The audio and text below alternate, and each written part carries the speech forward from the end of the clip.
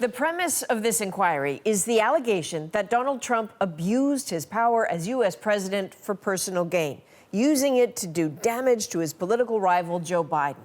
At its core, a July phone call between Trump and Ukrainian President Volodymyr Zelensky, in which Trump allegedly pressured Zelensky to investigate Biden's son, Hunter, who served on the board of an energy company there called Burisma.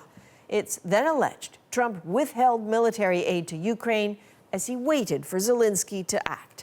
Today's witnesses, the first to testify in public, are seasoned diplomats. William Taylor is the top U.S. diplomat in Ukraine and was at the time of that July call.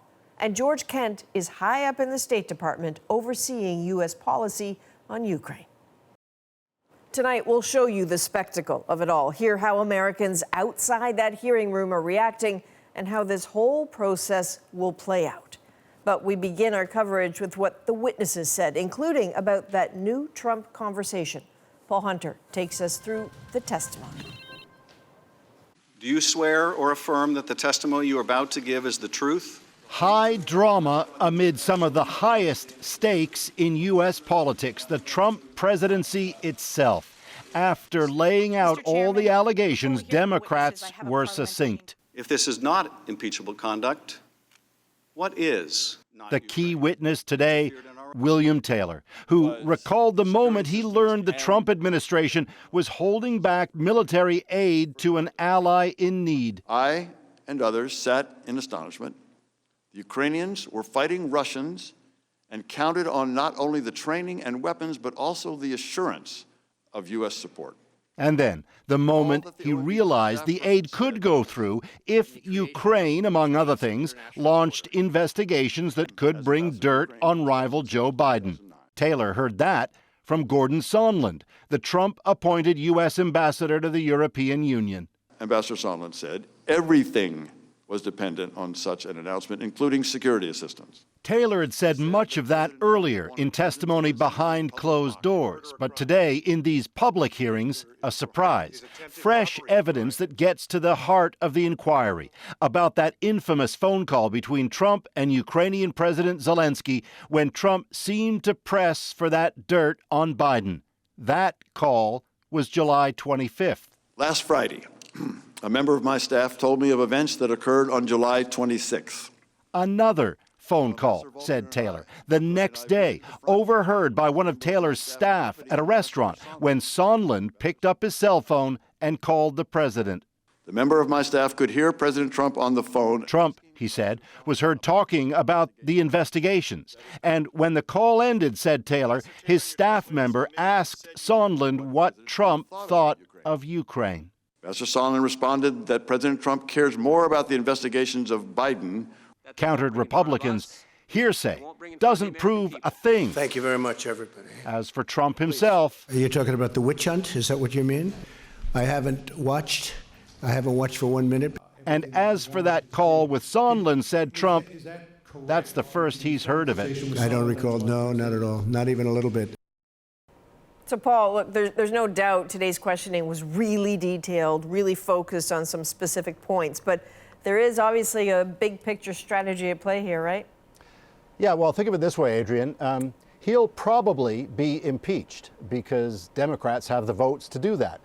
When it then moves to the Senate, barring some major development, he'll probably not be convicted and not be removed from office because Republicans have the votes to prevent that. So what Democrats really want right now is to lay out the case to the American people with as much evidence as they can muster, framed as simply and forcefully as they can so that voters can breathe it all in, come to their own conclusions, and then take their own action come Election Day next November, which, by the way, is already coming up fast. Impeachment of another kind. Bill Taylor is step one on that, with plenty more to come. Adrian. All right, Paul, thanks very much.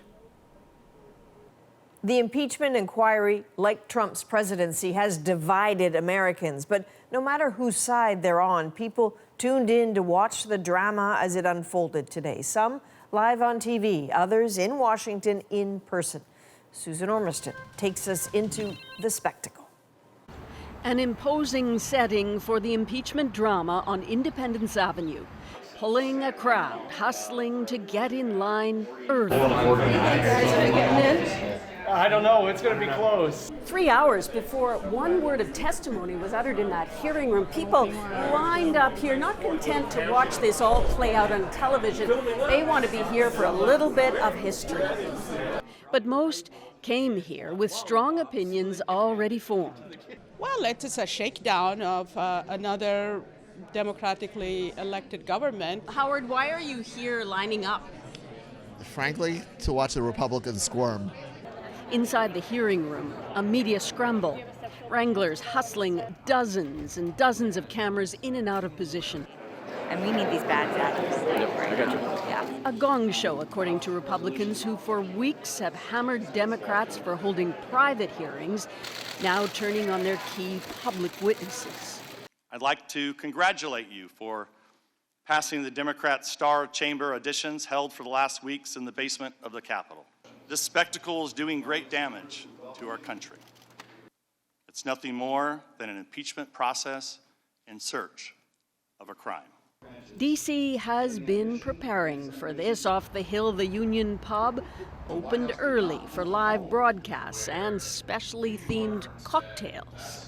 I got 99 problems, but impeachment ain't one. But most Americans won't have watched the 6 hours of testimony, but just get a taste of it on their favorite news outlets. As a child growing up and seeing the Nixon hearings, you had the evening news, that's all you had. But now you have a situation where 40% of Americans watch one news source and the rest watch some other news sources, and they're coming up with completely different answers. The result could be no change. A deeply divided country not persuaded by any testimony. Everything the Democrats have done to bring down the Trump administration, and it's frankly getting very old. One dividend for the Trump campaign today, money, an urgent fundraising appeal for $3 million in 24 hours, saying the Democrats hate the president and Republicans. This as Trump said he didn't watch 1 minute of the hearings. Susan Ormiston, CBC News, Washington. So while the Democrats haven't shared an exact timeline of the impeachment proceedings, we do know they're moving fast. And Americans have been here twice before. So what comes next? We break down the process. Brace for it, because the coming days and weeks will look a lot like today, with several key witnesses scheduled to testify publicly.